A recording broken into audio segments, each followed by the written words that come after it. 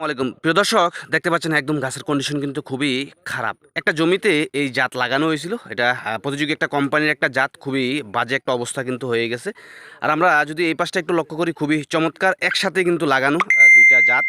তার মধ্যে আহ, এই জাতের অবস্থাটা খুবই খুবই কিন্তু চমৎকার। আমরা একটু কথা বলবো এখানকার ভাইদের সাথে। আসসালামু আলাইকুম, ওয়ালাইকুম সালাম। কেমন আছেন ভাই? ভালো।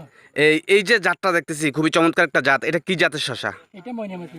আর এটা হচ্ছে অন্য একটা জাত না? এটা হলো অন্য জাত।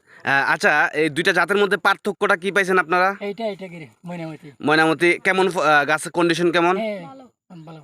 আর এটা এটা কি সমস্যা হয়েছে? এটা মরে গেছে। গাছ মারা গেছে না? মারা। আচ্ছা, আপনাদের জমিতে অধিকাংশ এলাকা, এই জায়গাতে অধিকাংশ কৃষক ভাইরা কিন্তু এই জাতটাও চাষাবাদ করছিল না? হ্যাঁ, যারা চাষাবাদ করছে এই জাতটা, ওদের কি সমস্যা হয়েছে? সবার একই অবস্থা? সবার।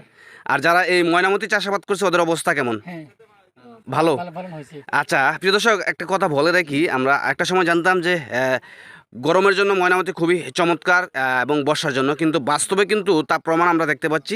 মাত্রাতিরিক্ত বৃষ্টিপাত এবং মাত্রাতিরিক্ত রোদের মধ্যেও কিন্তু ময়নামতির গাছের কন্ডিশন খুবই চমৎকার।